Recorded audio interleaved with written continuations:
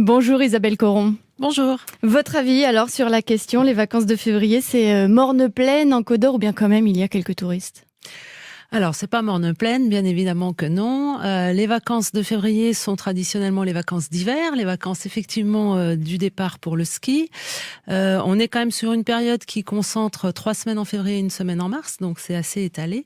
Et en Côte d'Or, on bénéficie des stops sur la route des vacances, par exemple des clientèles étrangères ou des clientèles françaises du nord de la France. C'est ça, la Côte d'Or est une escale vers les stations de ski. Absolument, on est une escale pour la nuitée, alors principalement en hôtellerie, clairement, mais on peut aussi l'être un peu plus longtemps. Effectivement, traditionnellement, février, c'est le ski dans l'imaginaire de nos touristes et donc on est moins sur du séjour en Côte d'Or.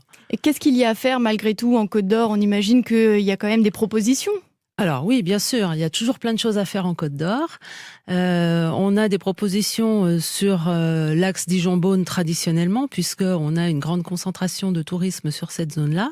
Mais bien évidemment, sur le reste du département, on a également plein de choses à faire, notamment dans l'Aussois, dans le sud de la Côte d'Or, et puis bien sûr sur le reste du département.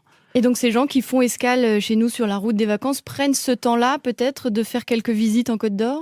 Alors pas forcément à ce moment-là, mais en tout cas on essaye de leur faire des propositions pour qu'ils puissent revenir à un autre moment ou s'arrêter lors d'un autre voyage.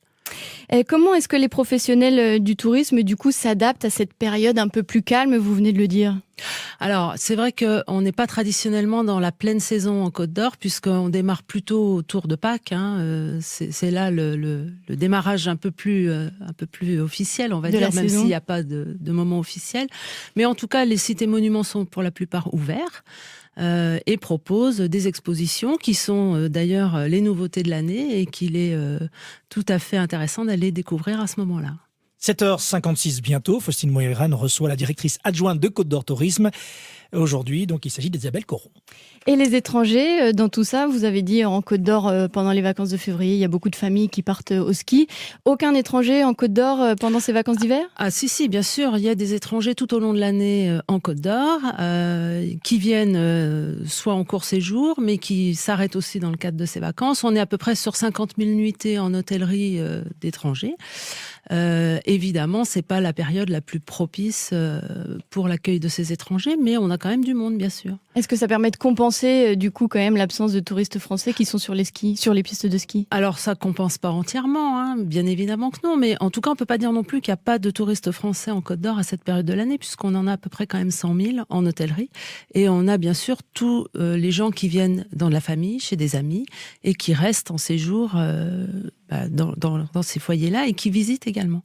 Est-ce que la crise économique qu'on connaît depuis quelques années, c'est vrai, les séjours au ski, c'est très cher, tout le monde ne peut pas se le payer, favorise et favorable à la Côte d'Or ? Est-ce que vous voyez du coup plus de touristes pendant ces vacances de février-là, même si ça reste une période calme ? Oui, il y a un certain nombre de facteurs conjoncturels qui influent effectivement sur le tourisme français.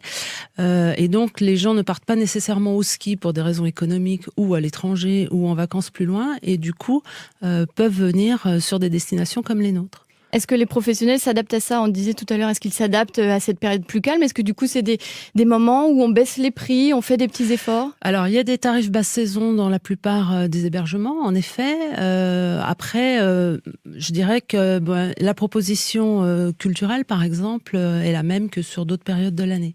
Et qu'est-ce que vous faites à Côte d'Or Tourisme, vous qui êtes là pour promouvoir la Côte d'Or, pour justement passer un message plus positif sur ces vacances de février, attirer plus de visiteurs ?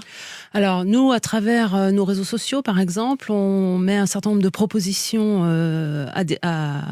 pour les touristes et on essaye de travailler aussi beaucoup avec la clientèle locale, la clientèle d'excursionnistes qui peuvent venir à la journée et qui peuvent déclencher une activité économique.